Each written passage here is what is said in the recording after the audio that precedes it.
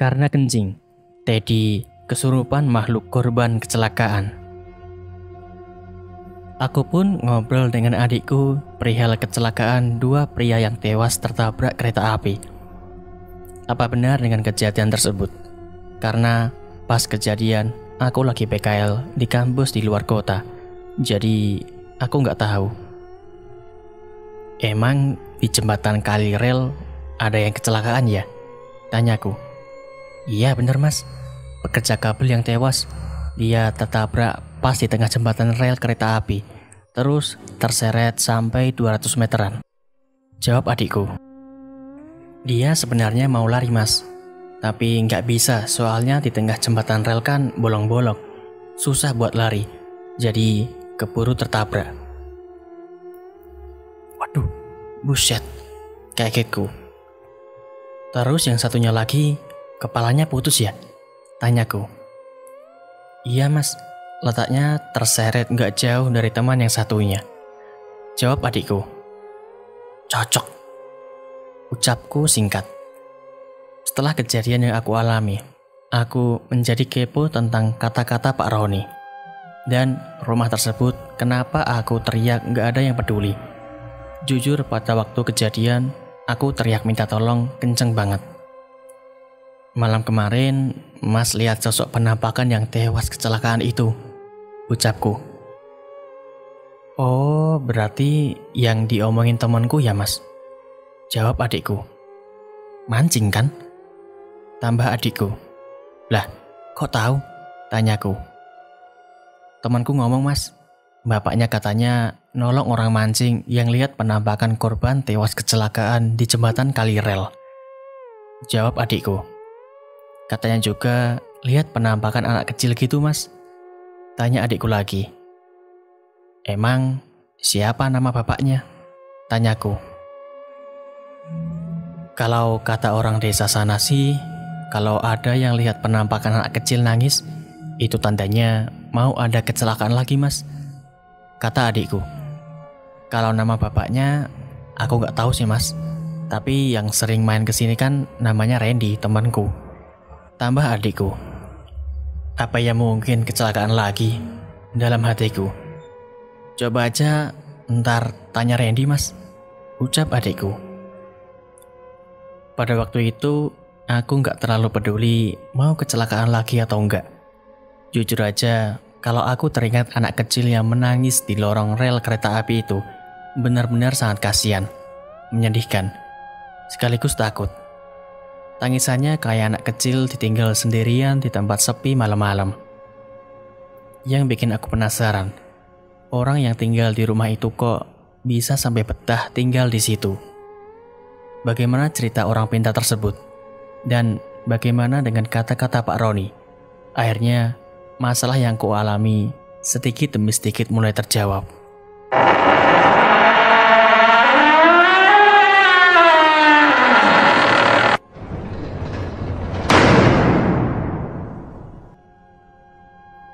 Agus yang dihantui sosok penampakan menyerupai ceweknya. Cerita ini dialami teman dari temanku, namanya Agus. Dia backstreet sama ceweknya, karena aku tinggal di kota kecil. Hotel-hotel pun belum berkontribusi dalam dunia permesuman di kotaku. Banyak dari mereka yang pacaran malam-malam di tempat yang sepi. Dan di kotaku, banyak bekerja di home industry. Jadi mereka lebih suka pergi malam Jumat, karena Jumatnya libur, serta Kamisnya dapat pocokan atau upah kerja. Pada waktu itu, Agus janjian sama ceweknya. Dia SMS ceweknya untuk mengajak ketemuan. Dia nggak menjemput di rumahnya, karena backstreet. Dan akhirnya bertemulah dia di gang desa rumah ceweknya.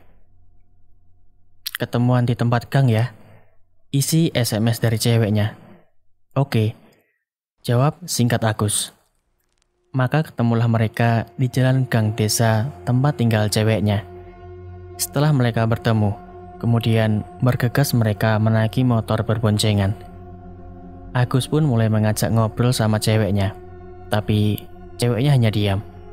si cewek hanya menunjukkan tempat di mana mereka mau berduaan. "Kemana kita?" tanya Agus ke ceweknya. Ceweknya itu hanya menunjukkan jari telunjuk tangannya. Agus pada waktu itu masih belum merasakan hal yang aku. Setelah beberapa menit berjalan, Agus pun bertanya lagi ke ceweknya. "Di mana?" tanya Agus. Ceweknya melakukan hal yang sama, yaitu menunjukkan jari tangannya ke sebuah tempat di mana kebun kosong dekat rel kereta api. Agus nggak memperdulikan tempat di mana dia berada. Pikir si cowok, semakin sepi tempat itu, maka semakin enak pula buat mesum. Nafsunya semakin kuat daripada sepi, sunyi, dan gelapnya malam. Nah, karena Agus ini rumahnya jauh dari tempat si cewek, dia nggak begitu tahu dengan kejadian keangkeran di sekitar rel kereta api. Mereka pun berduaan di tempat di mana dekat dengan kebun kosong itu. Agus sepertinya nggak peduli dengan tempat sekitar. Dia hanya asik dengan ceweknya. Di sekitar kebun kosong itu emang sepi, karena berbatasan dengan rel kereta api, kebun tebu, dan kuburan, baru perkampungan warga. Dan gak lama kemudian HP Agus berbunyi. Agus tahu kalau bunyi itu SMS masuk. Agus enggak memperdulikannya karena dia masih asik dengan ceweknya itu. Beberapa menit kemudian, HP-nya pun berbunyi lagi hingga sampai 3 kali. Tapi dia tetap enggak memperdulikan. Hingga akhirnya, "Siapa sih yang SMS terus?" dalam hati Agus berkata. Dia pun segera mengambil HP dari saku celananya. Tapi si cewek itu tetap membuat Agus sibuk dengan kegiatannya di kebun kosong dekat rel itu. Lama-kelamaan HP Agus berbunyi ringtone panggilan. Cuma Agus tak kuasa membuka karena berada sama si cewek tersebut. Hingga beberapa jam kemudian, Agus mulai membuka HP-nya. Dia terkejut bukan main, karena log panggilan tak terjawab dan SMS itu berasal dari ceweknya. Isi dari SMS itu menyebutkan, "Nggak jadi ketemuan, kok lama? Ya udah aku pulang." Agus dengan kagetnya melihat wajah cewek itu. Seketika itu, wajah cewek cantik itu berubah menjadi pucat. Kemudian berdarah-darah, berubah menjadi seram. Kulit yang mengkeriput, ditambah lagi dengan suara tawa cewek itu yang cekikikan. Kemudian tanpa pikir panjang, dia menyalakan motornya dan gas dengan kencang. Ternyata penampakan hantu yang menyerupai ceweknya Agus hampir serupa dengan apa yang aku alami ketika aku mancing di tengah rel kereta api. Bedanya kalau aku adalah sosok pria yang dia menemani aku mancing. Kalau Agus sosok wanita yang menyerupai ceweknya. Agus juga mengalami kejadian sama seperti Teddy, yaitu kesurupan. Karena Agus melakukan sesuatu dengan makhluk yang menampakkan dirinya sebagai ceweknya.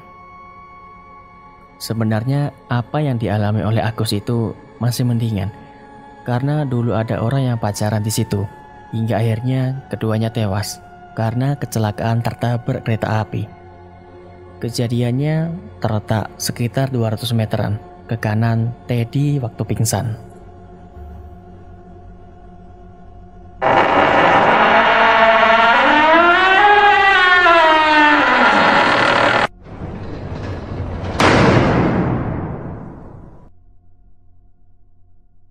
Teror penghuni rumah di sekitar rel kereta api. Ternyata dengan kejadian yang aku alami tentang penampakan sosok anak kecil yang menangis di bawah lorong rel kereta api, entah kebetulan atau sengaja dia menunjukkan sosoknya. Nggak ada seminggu, kejadian kecelakaan kereta api terulang kembali dengan korban tewas nenek-nenek. Dia seorang pencari kayu, kata warga yang melihat kejadian seperti termutilasi. Kecelakaan tersebut pun nggak jauh dari aku melihat penampakan bersama Teddy. Yang paling menakutkan dari kejadian tersebut tangan si nenek itu menghilang entah kenapa. Sempat dicari keluarga bersama warga yang lain, tapi nggak ketemu. Hingga beberapa hari kemudian, akhirnya menemukan tangan nenek tersebut. Yang menemukan adalah saudaraku. Aku pun sempat nggak percaya dengan kejadian tersebut. Mungkin kata-kata Pak Roni tentang ada kaitannya. Ternyata benar. Randy, teman adikku pun ngomong kalau ketika melihat sosok anak kecil yang menangis di sekitar rel kereta api, akan terjadi kecelakaan. Pak Roni memang pelit dengan cerita kejadian di situ, karena dia kepala RT di situ. Mungkin aja biar warganya nggak terlalu takut. Tetapi beda dengan bapaknya Randy. Aku banyak dikasih tahu tentang kejadian yang tak masuk akal di sekitar tersebut. Sebenarnya banyak cerita kisah nyata yang dialami para warga di situ. Mulai dari rumah satu-satunya di sekitar rel kereta api, pasar tiban hantu, dan nenek-nenek pencari kayu.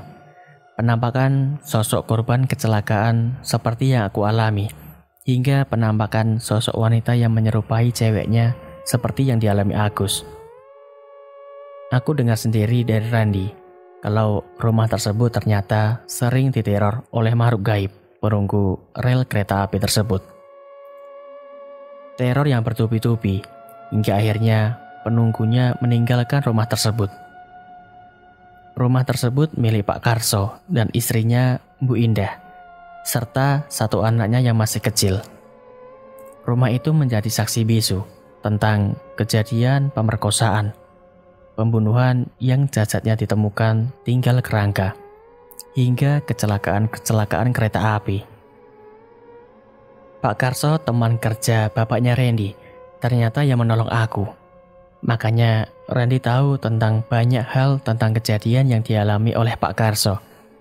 Bahkan Pak Karso sering mendengar suara orang minta tolong di sekitar rumahnya. Suara-suara ketok-ketok di belakang pintu rumahnya. Suara wanita yang menjerit. Suara raungan lelaki. Dan dari kata dia juga, kalau mendengar atau melihat anak kecil yang menangis, pasti ada korban kecelakaan di situ. Salah satu pengalaman yang menakutkan yang dialami oleh Bu Indah, istri Pak Karso, ketika dia dihantui sosok penampakan seorang wanita yang wajahnya remuk selama 3 hari berturut-turut, hingga akhirnya dia meninggalkan rumahnya. Anaknya juga sering mengalami hal yang aku. Dia sering seperti bermain dengan orang lain, padahal dia sedang sendirian. Sering juga setiap malam anaknya nggak bisa tidur karena nangis seperti melihat sesuatu yang aku. Apalagi Pak Kasro bekerja sebagai security di sebuah pabrik. Hal tersebutlah yang membuat istrinya nggak betah dengan teror makhluk halus di situ. Karena mau nggak mau, istrinya harus tinggal bermalam-malam sendirian. Hingga pada suatu kejadian di malam hari, terdengar suara ketukan pintu rumah. Tapi karena Bu Indah merasa dirinya hanya dengan anak kecilnya, dia nggak mau membukanya. Takutnya ada sesuatu yang mau berbuat jahat. Akan tetapi, suara tersebut terus terdengar, hingga sampai terdengar suara minta tolong. Dengan wajah yang bingung sekaligus khawatir, Bu Indah membuka gorden jendela rumahnya. Ia ingin tahu siapakah suara yang minta tolong tersebut. Tapi setelah Bu Indah membuka gorden jendelanya, dia tidak menemukan siapa orang tersebut. Dia enggan membuka pada waktu itu. Setelah beberapa menit kemudian, terdengar suara minta tolong seperti yang terdengar sebelumnya.